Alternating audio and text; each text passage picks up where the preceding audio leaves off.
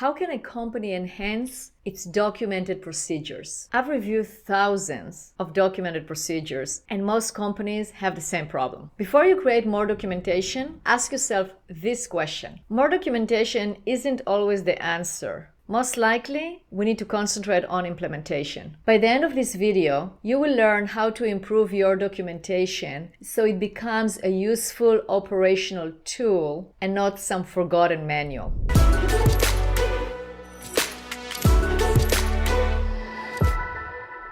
Let's say you have documented processes. At some point in time, you had your team write the processes, or you wrote it yourself or whatnot, but you have processes. Now you're asking yourself, how can I improve them? So my question to you will be, why do you want to improve them? Do you want to improve them because you feel like they're not accurate? Or do you want to improve them because they're not being used? You want to improve them because they don't have enough technology in them? Why do you want to improve them? So if you understand the why, then you will know what you have to do in order to make them better. Most likely, it's because you feel like they're not being followed by your team. And that is the case, as I see many times when we work with entrepreneurs, with their teams, that they might have some documentation, but it's not really being implemented. And the reason they're not being implemented, the number one reason, or the reason that comes first, is they're not well documented. There is something missing. So one of the things that I see is that they might be very long. They might have so many steps that no one has the time or the patience or the ability to even take the time to read through those. One time, a client showed me an SOP that was 700 pages long. And then he was explaining to me that nobody was reading it. Of course not, because this is something that you know it's there, you know that you might be able to refer to it if you need to. But the truth is that those SOPs, those standard operating procedures, have to be referred to every single time that you are doing a certain job or you are doing a certain procedure, because that's your guide. So my advice would be to audit your procedures and ask yourself, if I were a new employee, would I be able to understand what's going on in the business? If I am trying to understand somebody's job, would I be able to understand,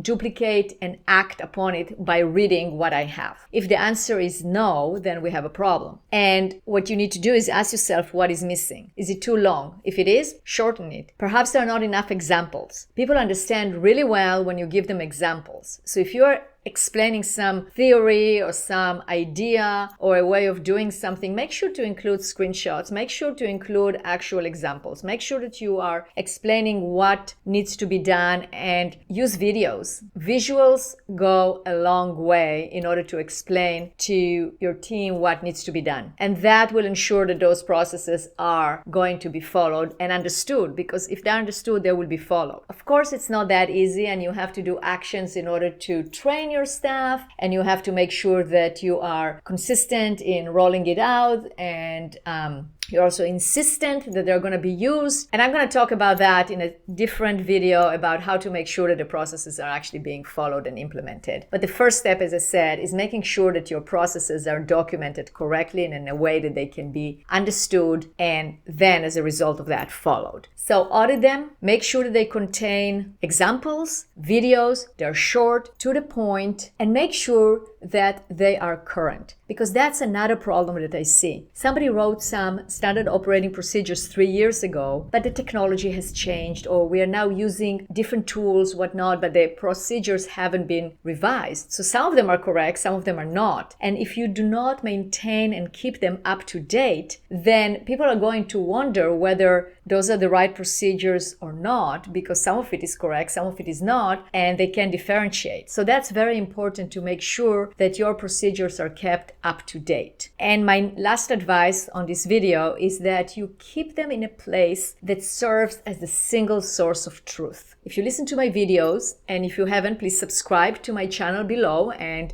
you can see many videos about processes, procedures, systematizing a business. You probably heard me talk quite a bit about having a single source of truth. And that's a place where all your processes and procedures are sitting, and your team knows that those are your procedures, that this is what we follow in this company, and that it contains the latest version and the approved version. There are many platforms out there that can host your processes and procedures, but make sure that they're not spread all over, that they're not sitting in somebody's drive and another person's folder, another person has it printed, and etc. No, just have one single source of truth that everyone knows that those are the approved and correct processes and procedures for your company. Now, if you want to learn how to write processes and procedures from scratch, or even take what you have and improve on them, in my next video, I'm going to describe in detail how to create those perfect processes and procedures